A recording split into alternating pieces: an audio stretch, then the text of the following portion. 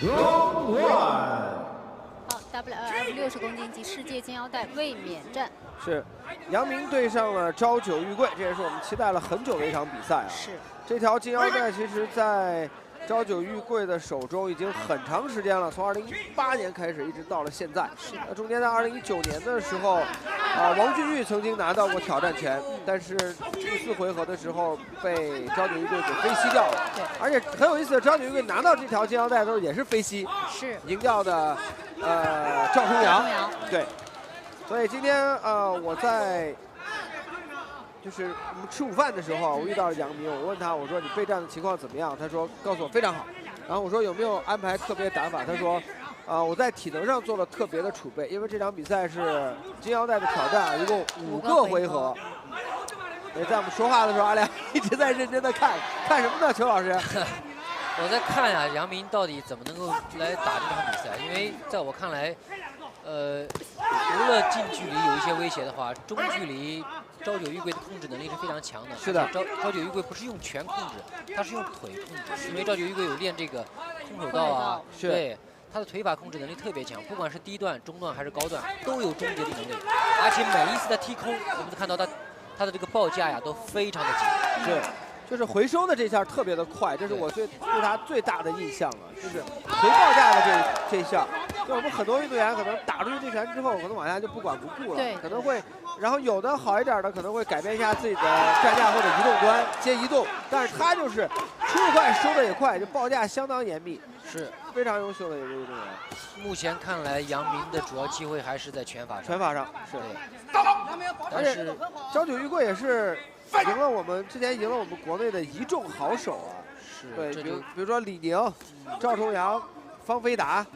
但是这个呢，可能是在16年、18年和19年的时候，包括我们刚刚说到的王俊玉啊，还有赵重阳我觉得经过了我们国内运动员3年的内战，我觉得这是一个检验我们是否成长非常好的一个环境，或者说谁究竟能够成长更快一些的一个非常好的比赛。是对杨明现在有一个问题，就是他在进攻的过程当中，对于头部的防守和上身一直是不动的，很容易猜到他什么时候进。对，这个时候如果一旦朝九玉桂出一些冷动作，例如说飞吸，他是没有办法做出反应的，因为他始终没有这种虚晃。杨明没有在进攻的过程当中做虚晃，而且飞吸是朝九玉桂的利器。哦，是吗？对，就之前王俊玉就是19年拿到挑战权的时候，就是飞吸被 K 掉了。然后赵重阳当时争这条金腰带，18年的时候也是被他的飞吸给 K 掉了。所以要小心杨明，你在进攻的过程当中，我希望你还是有一些虚晃。是的，我这第1回合，邱老师还是看出来杨明目前表现出来的不少的问题。除了以上就我们在比赛进程当中说到的，还有没有其他的问题是他需要注意的？我觉得唯一要注意的就是这个朝九玉桂的飞吸，因为我相信像朝九玉桂这样的团队和这样的队员，是不难看出杨明是想要进入到中近距离跟他拼拳的。那么在这个过程当中，杨明又没有虚晃，就是没有这个真假结合，那就很容易让对方抓到这个飞吸。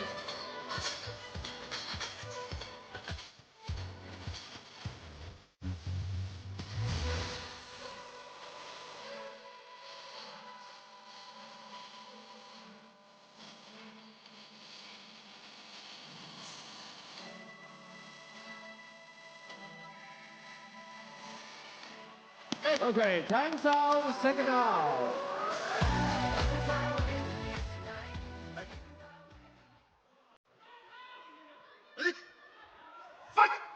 Round 2. 好，进入到第2回合的比赛，金腰带的卫冕战要打5个回合。对，好，朝九玉桂的节奏上来了，明显不一样了。对。对，玉桂提的也很快啊。是作为一个冠军卫冕的比赛，要让你知道冠军事实上是为什么成为冠军。是，而且他已经卫冕成功过1次了。对，19年的时候，小雷公王俊玉拿到了挑战权，但是没有成功拿走这条金腰带。所以你想，从2018年到现在，已经经历了5年了，这条金腰带一直在朝九玉贵的手里，而且他这几年也是保持了一个非常高的比赛的频次，保持一个非常好的一个运动竞技的状态。对，朝九马上要提高扫，因为已经打了几步子，飞膝出来了，开始有变化了。对。 前面都是为了让你达到一种肌肉记忆力，然后后面开始出大招了。对他的飞膝给我印象深刻的是，很多人飞膝都用在单击上，他不是，就飞膝顶上来之后，然后自己拳上的进攻输出，甚至接腿的进攻输出会非常密集的就过来，一定会接一个组合。是的，杨明这会儿是小心自己头部防守，是，不管对方的这个高扫还是拳法，都开始有一些声东击西、避实击虚这种套路已经出来了。 刚才一个前手平勾，杨明是打中对方了。是的。你看，我们看到朝九玉圭，事实上是在，不管是在打还是抱的过程当中，都是在思考，是都会有应对机制。是，但是杨明在抱到一块的时候呢，他的这个应对机制可能还需要再丰富一些。就还是进攻逻辑会更清楚一些，就太知道，包括自己的战术安排啊，就非常清楚自己下一步要干嘛。对，但是杨明的体能真的是很强。是，对，就像我刚刚说，今天中午那会儿我见到他的时候，我也说，你有没有做刻意的战术安排和打算？他说没有，但是就打出自己就好了。但是体能这端，他的确做了充足的准备，目前来看还没有什么问题。 然后赛前的时候，我们到达场馆以后，我问了一下魏睿啊，我说，今天晚上杨明这场比赛，你这边有什么特殊的安排或者特殊的想法吗？其实魏睿也说，他打出他自己就好，这个过程我相信杨明，而且他说我也很相信杨明，有这个实力去做这样的一个挑战，就即便不成，对他来说也是一个非常好的一个成长。是，毕竟跟高手过招，对，输了学到更多，赢了拿走腰带。 这是稳赚不赔，对，2不耽误的事啊。但是能够获得这样挑战的机会，也是杨明拼来的。没错，其实他也是成长非常快的一位运动员啊，从我们武林新一代，然后一步一步的打出来，然后包括自己腰间的金腰带，也是他能力和实力的一个证明之外，我觉得更重要的是，他这么多年一直保持了一个很好的训练状态啊。 就是包括他的父亲、他的家人也给了他很大的一个支持。我今天跟杨明见面的时候还说，我说我印象最深的就是我们上一次去天津打一次比赛，他爸背一个大包，然后里面全都是他，就相当于他的一个后备团，全都是他所用的这些个东西，然后经常会能到现场给他加油打气。所以我觉得各方的支持吧，对杨明来说，快速的成长应该是就是情理之中的一件事情。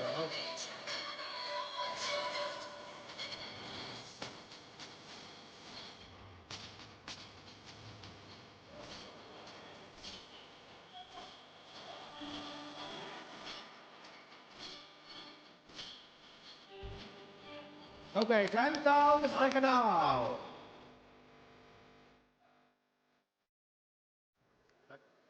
朝九要加快节奏了。杨明的体能是在下降的。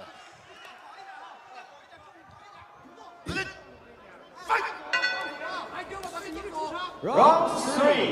第3回合的比赛。开始拼拳了，真刀真枪的拼了。对，其实这个拼的状态，我觉得应该是杨明更喜欢一些的。对，我觉得朝九这会儿应该是在他出拳的过程中肯定会踢更多腿，他的拳应该是假的虚的，肯定会在杨明出拳的过程当中，找一找腿法。朝九的膝不得不说啊，真的是非常的犀利。因为我们看到朝九的拳，你说膝，我觉得他拳也很准啊。对，杨明要小心。的确，就是在朝九的身上，我看他这么多年的比赛，我觉得你很可怕的是，你很难看到他有哪一部分的短板。是，就是速度也够，力量也好，而且我们刚才说报价还稳，哎呀，真的是。我觉得上一次他跟朱帅打的过程当中，他的短板是展现出来的，就是他面对这种跳动进出比较快的这种难的。所以说，刚才正说着，杨明的一记后手摆拳，打到，而且是左手的后手摆拳，打到了这个朝九玉贵。所以接着阿良刚刚讲那个，这也就是朱帅终结他对华不败不败战绩，的原因是抓到了他的一个短板。对，朱帅的这个跳动能力很强，移动能力很强。而且朱帅很少会用这种滑步类的，基本上是跳步就一大步就上去了，是，会比一般的人要快一些。我们看到朝九玉桂，如果是打腿的，就会像这个大多数的这个泰拳选手是一样的。如果你一旦打腿，那么你的移动性肯定是不是那么的好的。对，因为打腿就必须要站在原地，对，而且两腿之间的这个距离不能太远，太远的话你没办法踢，太慢。对，如果你打拳的话，这个两腿之间的距离肯定是很远，这样的话你进出才会更方便。所以。这就为什么朝九玉桂他是主要踢腿的，那么遇到这些这个进出机动性比较强的选手，比如说金英这样的选手，都很难打。是，就老是容易逮不到。是。但是我们看到杨明的移动性事实上并没有那么的像前两位朱帅啊、金英那么强。是。对。他还是属于那种就是硬劈型的运动员。是。杨明的运动成长起来就是，包括我之前还跟魏魏聊过，我说杨明有的时候在比赛当中也有点轴，对，这样一动就要跟对方硬刚硬打的那种类型。那个魏瑞也挠头说，哎，说了好多回不听了。特点说这就是改，之前阿良说的，就是肌肉记忆和自己的个人习惯问题，很难改。有时候打拳也跟一个人的性格是有关的。一个人的这个性格，如果他不是那么的，皎洁吧，对，那就很难做到变通。哎，其实你可以用狡猾这个词儿，像杨明这种就是我们国内运动员的一个典型代表，就是打得非常的实在。想了半天用了一个皎洁。对，因为他没有虚实结合，这一点我特别能理解阿良说的，就是拳就是实实在在的，该出拳的时候就是实拳就出去了。对。但是我那天我还在跟魏瑞说，我说这2年魏瑞打的是越来越有，第4回合了，对吧？你看他打那个马克西姆那场比赛就非常的明显，对吧？就是虚实结合，然后魏瑞就经常说要走一走，要斗一斗对手啊，这虚实结合会非常的好。但是咱不得不说的是，这也是我们国内运动员在提升自己短板当中非常重要的一个环节，就是一面吧。不然你真的这种国际性运动员，而且人家防守做得非常好的运动员的时候，你就是打不透。而且这一点咱们之前还吃了很多的亏。是这样。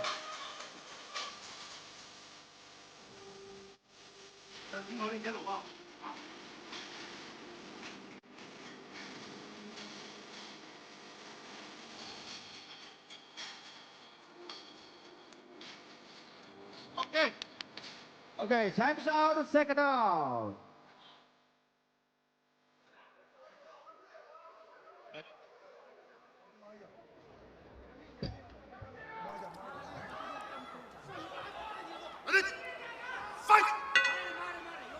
Round 4。已经进入到第4回合的比赛了。对，所以看来真的是2个人都做足了打5回合战斗的准备啊。体能储备非常好，还有朝九玉桂。对，朝九玉桂一记飞膝，这拳也左侧擦过去，再正一点就非常危险了。所以说杨明啊，这个时候你的这个虚实结合就很重要了。对，感觉朝九玉桂这回合一上来又提节奏了。对，朝九玉桂已经开始发力了。如果打5回合的腰带争夺战的话，基本上后程发力的节奏是很多的。对。所以这个时候你看，作为一个老牌的或者是长期卫冕的一个冠军，他拿出了他冠军应该有的这种成熟，在第4回合或者第5回合开始发力，看，开始发力了。对，这回合一上来就感觉他的侵略性猛然间增强了。是。对。而且他打到第4回合之后，我们如果再看前3回合是一个阶梯状的一个进阶型，那第1回合上来的时候打得很稳健。对。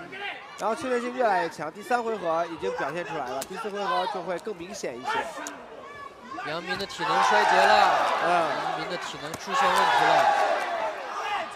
但是我们看到这个他的这个团队骁骑团队给他的鼓励是非常非常的充分的。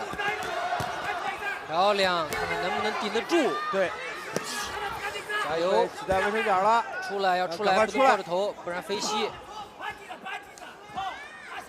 看到这个朝九玉桂的这个对朝九玉桂的这个膝呀、腿呀，这个时候只是认准这个杨明的这个右侧的这个大腿，不能主动搂抱，对，否则会被视作消极比赛啊。所以你看，就是一到朝九玉桂，现在第4回合一提速的进攻端，杨明更多的时候其实是在做招架，又被哇！就用了一个半踢，一边绊一边踢。他马上要高扫了，赵九玉贵要高扫，低扫起出来，要高扫了，低扫踢，又一记低扫。对，你看，杨明确实体能出现问题。对，但是赵九玉贵到现在还能有这么密集的输出啊！是，这1分多钟都没有停。赵九玉贵不止一次打这个5回合的比赛。对。他的在体能的分配上有储备是一方面，怎么样如何在5个回合合理分配也是一方面，也很重要。刚才我不知道这个韩燕老师和宇春老师有没有注意到，赵九玉贵在踢中杨明右腿之后发现有效果，他直接来一个后手拳也在向腿上打，他的拳法也在向腿上落，他就所有的火力都落在那个杨明的右腿上，就在对他累积伤害呗。对，累积伤害。对，就是外侧啊，就是我们现在看。就是前支撑腿，就右腿的外侧已经出现非常明显的红肿现象。哎，杨明开始踢格挡了。对，不能这样再硬扛啊！小心高扫。对，应该又会起腿。好，第4回合比赛结束。这回合我觉得赵九玉贵的变化还是非常明显的。建良，你觉得呢？我觉得他的最大的变化应该是在节奏的这个提升上面，他忽然之间将前3回合从1到3的这个节奏突然提到了这个4到5，是基本上除了最高的节奏之外就这个节奏了。对，所以这个节奏一上来之后，杨明会感觉我们大家肉眼可见的有点接受不了。对，而这个峰值就明显走下滑了，一个在上升，一个在下滑。对。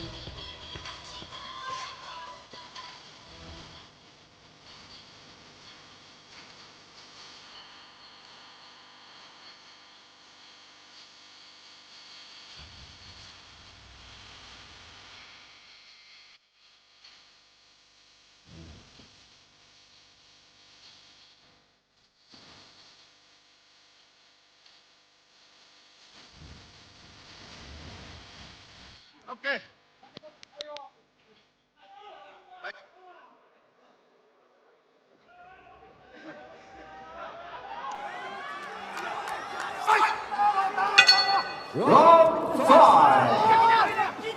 好，第5个回合的比赛了，分开。不能够连续啊！是。看到赵九玉贵的重心还是在杨明的右大腿。对，尤其是扫踢啊或连续的，要做累积。我觉得再有3次这种力度腿法，影响移动，对杨明的这个腿力非常危险。对。杨明的体能也在下降，对，下滑特别快。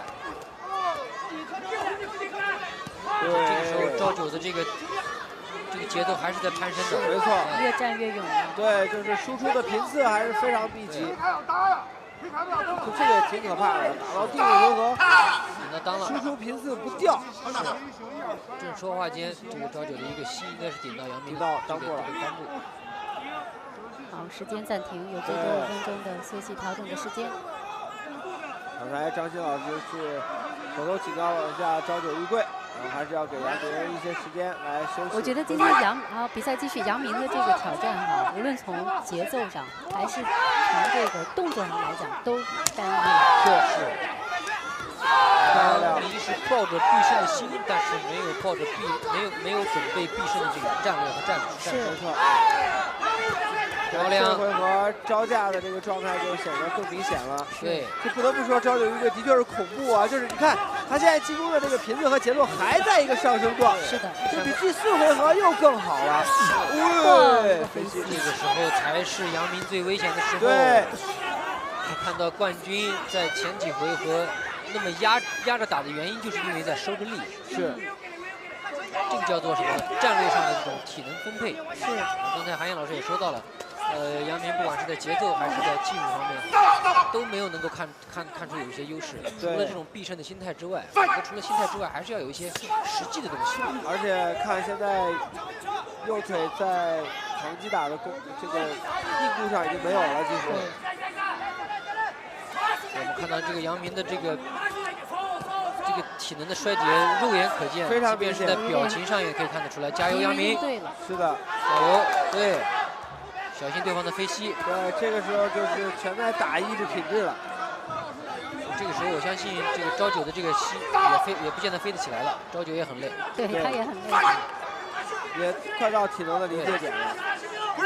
但是可怕，这种持续的体能输出，相当于比杨明多了1个回合啊。是的，如果这样算的话，知道这是很难得的一种叫做节奏的突然之间的爬升，这个应该是非常好的。你可以从1到2，2到3，3到4，但是有些人可以突然从1到5，1到5，一下子就让你接受不了。就猛的一下，这个适应过程太困难了。加油！好，10秒。哦。但是我觉得朝九玉贵今天可怕的是，他在第5回合的时候才把自己的进攻节奏提到了5。对，这个是他，我觉得天花板一般存在最可怕的地方。是。的确，对于杨明来讲，这是一场苦战，也是一场鏖战啊，就是很艰难的打满了5个回合。当然，我觉得虽然杨明今天表现的可圈可点是没有问题，但是。的确，和朝九玉贵在技战术层面，包括体能储备层面和体能合理分配、进攻节奏层面上的差距，我们还是有的。对，肉眼可见，非常清晰的。这不得不说，朝九玉贵真的是一个恐怖的5局打满。在这个擂台上，在金腰带的卫冕战当中，我们看到。2个年轻人的进取精神、拼搏精神，这一刻，我们搏击这项运动，在这个擂台上熠熠生辉。无论结果怎样，我觉得2位年轻人在这个擂台之上散发出的魅力，都值得我们每一个人敬佩。好，那最终的结果，现在已经在我手上。究竟这条60公斤级的世界金腰带是由朝九继续带回日本，还是今天把它留在咱们的唐山？最终的结果，我来宣布，3位裁判一致判定，49比46，红方胜。Winner！